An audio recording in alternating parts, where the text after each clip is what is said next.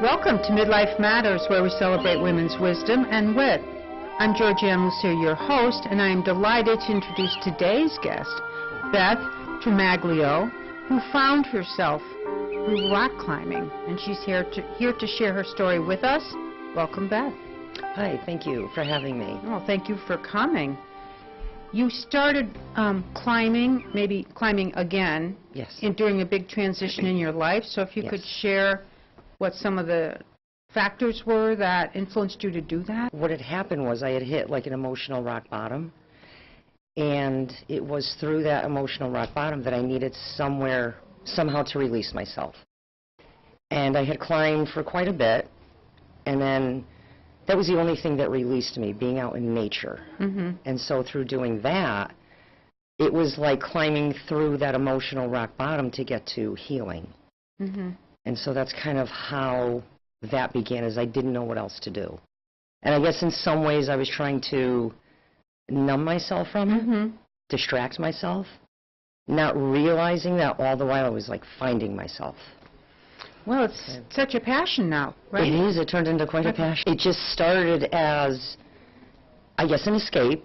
Mm-hmm. It never was supposed to be all of this, everything that it is right now. Mm-hmm. And it just grew. As I grew, it grew with me, and then it became such a part of me. I started competing and doing things like that, and that was at 45, which not many women do. Absolutely. 45, yeah. Ever, let alone at 45. So please describe some of these competitions or the different things you do in terms of rock climbing. I mean, a lot of people are not familiar with. Yeah. I boulder. You can have what they call high balls, which is maybe 70 feet, 14 feet. There's all different variations, but it usually doesn't go above 70. That was my limit. Okay. Anyway, you can go into a gym, and they start off with Vs. That's how they grade them, V0, and they go all the way up to like V15 and up. So I had started at 0 and just climbed my way up to, it was a V9. Mm-hmm. And then it took like 6 months to get to where I needed to be before I went outside. It's a totally different experience. And then from there, I ended up going into a bouldering competition. And it's just a wall, and it's just they put different holds on it. And all you do is really just climb, and each time you scale something, you begin, then you go to 2, and then you go to 3, and you just kind of keep going up. It was about 6 months before you really were kind of fit enough or ready enough, had the basic skills you needed to go to the next level. Did you find a mentor? Did you find other people you climbed with? I mean, who were the people that influenced you to? That's the interesting thing, because when this restarted again, I should say, it was just me. Because I was in this place of just being so lost that it was just me. I was going at it, and it was kind of like this Zen type of thing, where it was just me working to find myself again. I had people at the gym that were very supportive. I would ask questions, and they would teach you, and they would show you things. I did have one friend that I had started climbing with, and so we would go together, and we would go up to Pinnacle Rock, we would go to cat holes, and just so someone had your back. Different types of people, not one specific person. And did you pay for training? How does that work? Well, a day at the gym is $15, or you can get like a yearly membership. And I would go and do like a monthly membership, and I would go when I was off. And then that was basically it until I started going outside, which was like all the time. And I was just going outside constantly. I would think it would be risky to go by yourself, right? I mean, yeah, very risky. Yeah. And it's not something I recommend. It was just the place that I was in. There was always groups that were there, like climbers that were there. So I would look on the form, and when there were groups there, that's when I would go. And I would kind of just go off by myself sometimes and just do very small, just to, like, let's say, just to hang on the rock, just to make sure I had the grip strength. And then kind of advance from there. I would always go when there was a group there, but never completely and totally by myself. Someone always kind of knew where I was, that type of thing. Yeah. And is this pretty typical of how you've been in your life in terms of doing things more on a solitary basis? I would say so. Yeah, not like it wasn't unusual. I was a little bit more interactive, but with what I was going through emotionally, I don't know, I think I had needed to do it alone, if that makes sense. It does make sense. You know? And tell us about how nature has influenced you, the idea of being outside as opposed to gaining the skills and being in more of a controlled environment. There's more freedom. What I've noticed is that the silence is what I had needed. Because the noise, when there's so much noise, you can't think beyond yourself. You can't even really think about yourself. So being out there, I had to look at me. I had to look at who I was, this place I had come to, who I had become, and there was no distraction from that. And it could be very painful to realize parts of your personality, things you didn't do that you wished you did, and you're forced to look at it, but you have to change it too, because you can't stay in that. So it influenced me to learn how to embrace the quiet and learn from the quiet. I guess I would say, that. And being in Connecticut and the surrounding areas, the elements of the different seasons are a factor, right? Fall is the best. Okay. Fall is the best time to climb. The summer's not bad. It's the humidity that kind of gets to you, but the fall is the best. I mean, between the leaves changing colors, it's just got a whole different feel to it. That's my favorite time to climb, is the fall. And typically, how long would you be climbing? Bouldering, you could do, I mean, I could stay out there for 3 to 4 hours, but bouldering straight, like, you could probably do no more than 2 hours without needing to kind of sit and take a break, because it's very physical for the whole body. And do you do other kinds of exercises to keep your fitness as a... Calisthenics would be one, which I enjoy. Yeah. Talk a little bit more about finding the quiet. I know you have a regular job, like most people do, right? Yes. How has climbing affected you, do you think, in terms of, I know you talk about finding yourself. Yes. In terms of when you're not climbing, like in your rest of your life, working and your personal relationships? It has taught me how to separate things. I mean, in every situation, I'm able to now kind of, I guess, control my thoughts. It's taught me how to restrain my thoughts. You know, you always hear that saying that your thoughts don't control you, but they really do, and you're not aware of it until you're actually in that quiet. And that's when you realize how easy it is for your thoughts to just take over your life. And not every thought needs to be in every moment. So I've had to learn how to take thoughts and appropriate them. And it's taught me to do that in my relationships. It's taught me to do that in work. You know, not everything deserves that time or just even that thought. Because I believe thoughts grow. I believe they can become something. So it's taught me how to restrain that. Well, I know one of the executive skills that are listed in this book I've been reading lately called Smart But Scattered. But it talked about core skills that some of us are blessed with, some of us have to work a little harder. Hardly any of us have all of them. In this particular model, there's like 12 of them, and they grouped it. But emotional regularity and impulse control seems to be really important for people as we mature. Yes. And it sounds like, to me, climbing would help with both of those. I mean, very much. You're not going to be impulsive when you're climbing. No, you can't. That's the thing. You can't take risks because it could be life or death. Impulsive is a big one because it teaches you how to restrain that part of you, because if you don't, there's a definite and immediate consequence. Right. I mean, maybe outside of climbing, if I react today impulsively to an emotion, it may not come back to me for a week, but it's coming. Right. You know? Yeah. And you read about climbing, like the philosophy of it or techniques? I mean, I have, yes. Yeah. I've read the climbing magazines. I would watch YouTube videos just to learn different things and talking to different people, but I kind of really threw myself into it, not realizing how much it was changing me.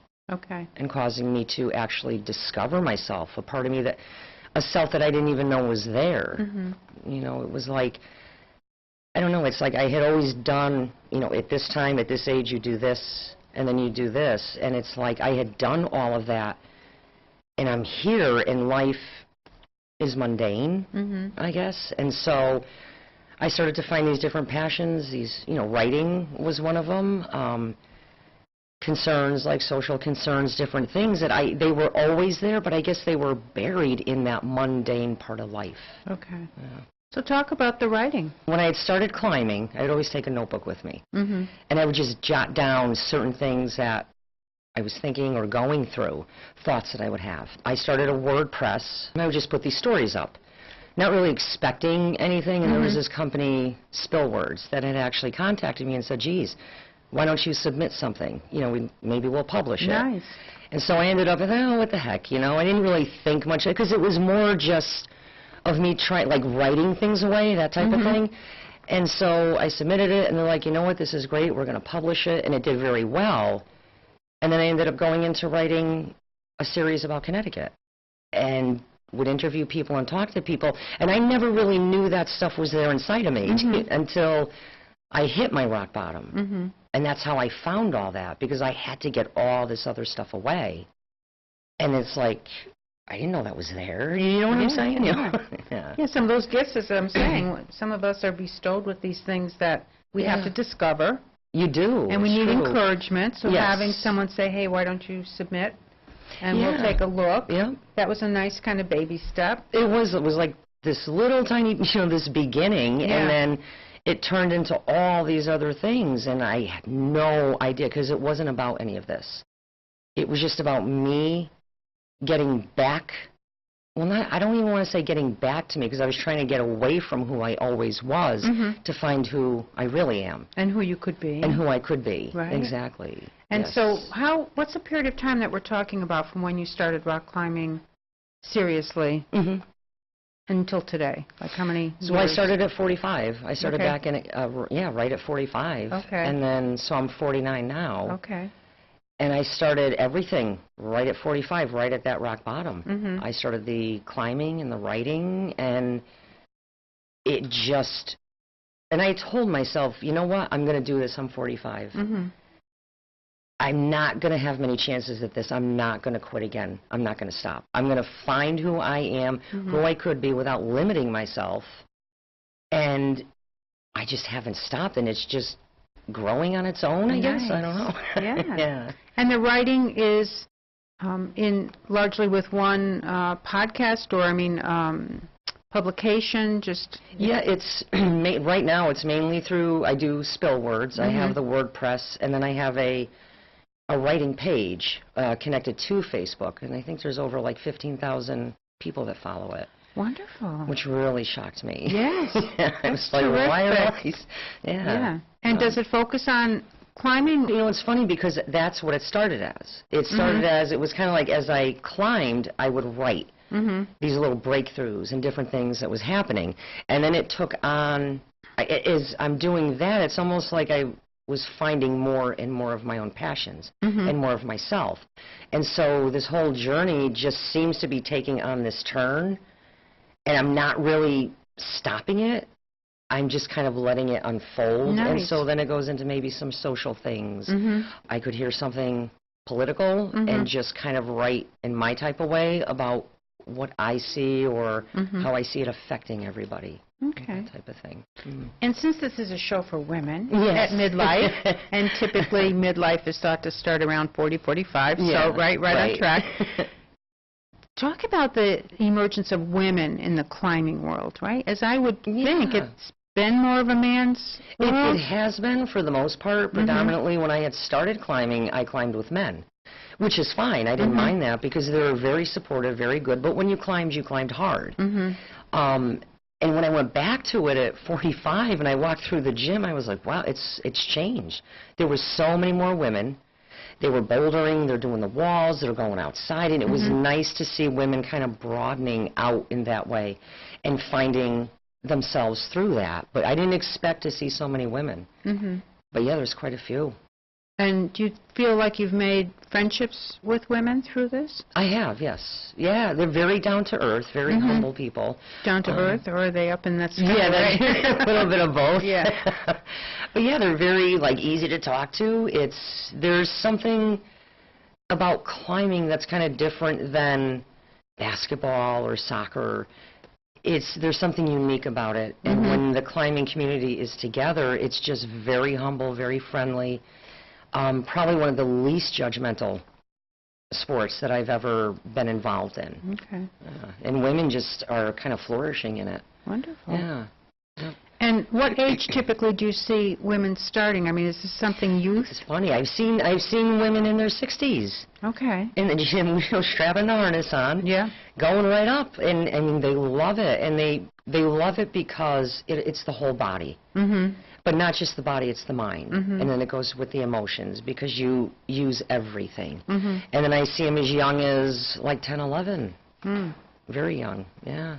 I mean, good. Some young ones setting up routes, which is not easy to do, but there was a 14-year-old that had set up this amazing route, and I was like, wow. A route like on a wall? Yeah, on a wall. Okay, a pattern that... Yeah, like a pattern, because it's almost like a puzzle. It's like putting together a puzzle. And she had set it up, and it was just amazing. But yeah, so the ages, it varies from as young as 10 to when I've seen them in their 60s in there. Yeah. And they love it. Which some sports really are more restrictive to older people, if more joints involved, a lot of pressure on joints or different things that tend to be a weaker spot as people age.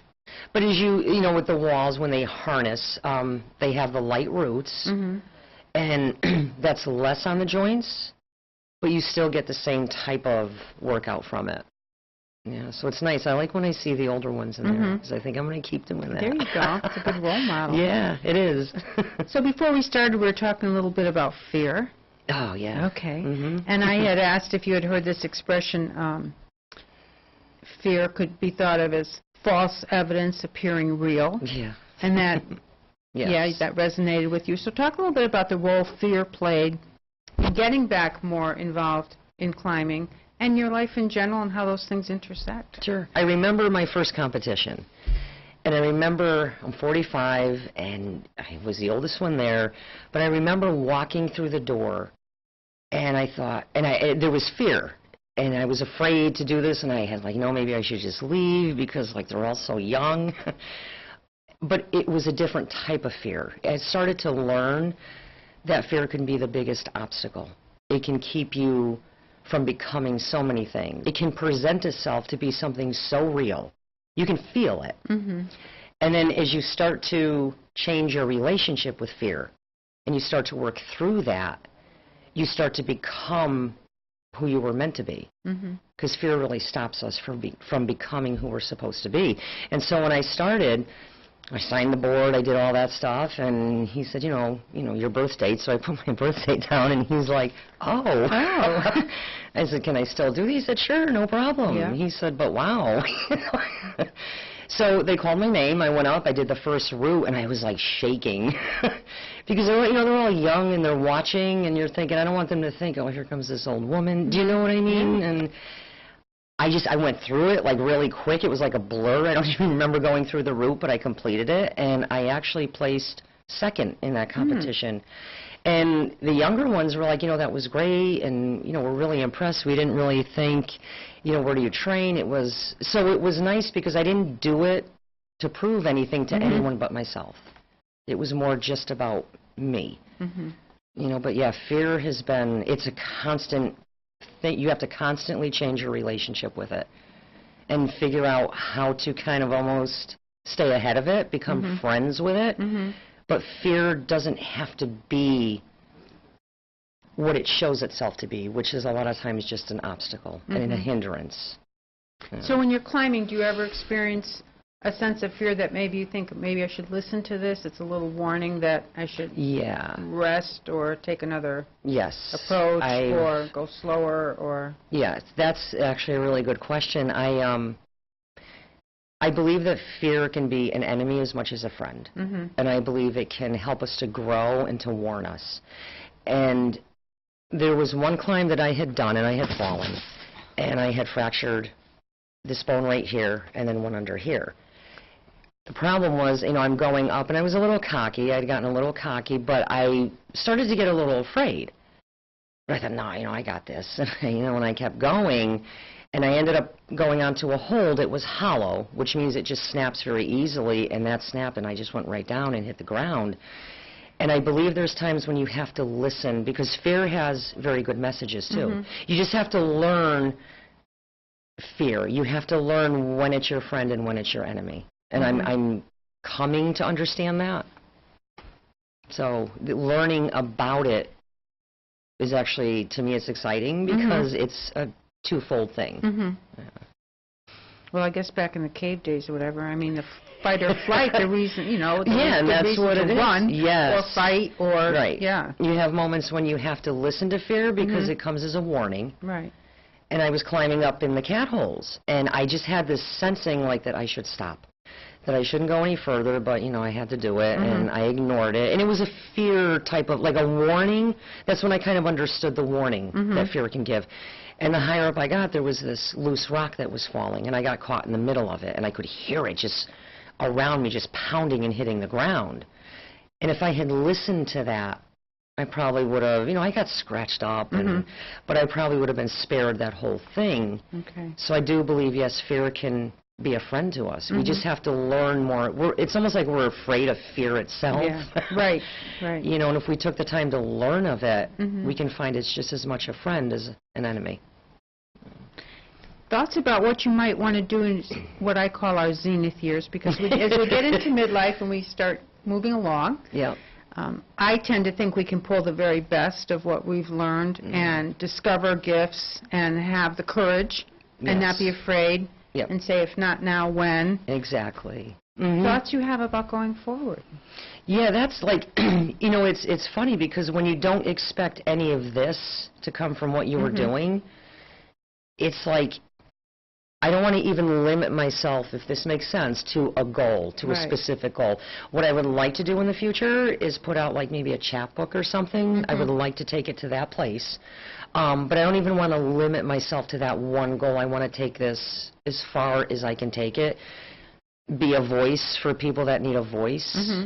Speak when everyone's afraid to speak. Inspire when people need that inspiration. So the goals I've kind of learned to kind of, you know, I'm not going to constrain myself to one solid goal. I have an idea of what I want. How I get there, though, I'm coming to find it's a very windy road. Or as I call it, zigzag. Zigzag is a good one. Yeah, we get good at zigzagging. We do. And knowing that that's not necessarily a bad thing. No, Again, it's a good thing. well, if this It can be a good doesn't thing. work, or, gee, maybe something else presents itself.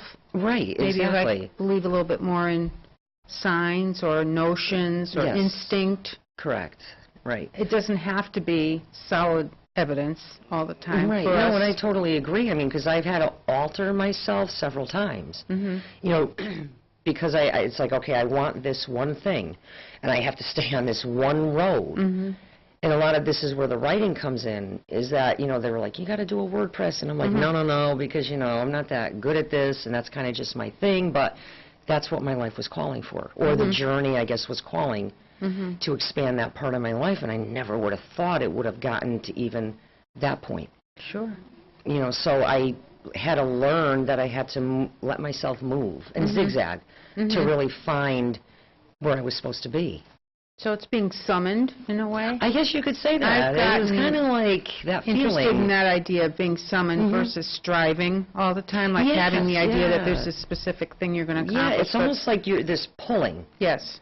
And it's like I have to release myself and not constrain myself so I can just go. Like a flow. You find this flow to life, and life's not as hard as we make it sometimes. Not as complicated. And so one of everyone's favorite question, you know, we tend to get wiser as we age. Advice you'd give to your younger selves at different points, maybe 25. You're not that far from 40, but a lot's happened since you were 45. That's true, so what thoughts do you have to share? One of them is not everybody can be saved. And I know we spend a lot of time thinking that we can save people. And we get so lost ourselves trying to save someone. And I've come to find that sometimes when you try to save someone, you keep them bound. That's the best way to save someone is to let them go through in the same way that I went through, so I could come to that place of finding myself. I would say that time is not necessarily on our side, because it doesn't stop. You can't pause it. You can't rewind it. It goes whether we're going or not. To just not quit, to keep going, because you don't have a lot of chances. And no matter how much we think, well, I'll do it tomorrow, sometimes that tomorrow turns into 2 years and 3 years, and you can miss yourself and what you're supposed to be doing. But those are some of the things, is to not get so caught up in, at this age I do this, at this age I do that. To not be afraid to let myself feel my own mistakes, to take accountabilities, to not be afraid to judge myself, and not too harshly, but, you know, enough so that you can learn of yourself.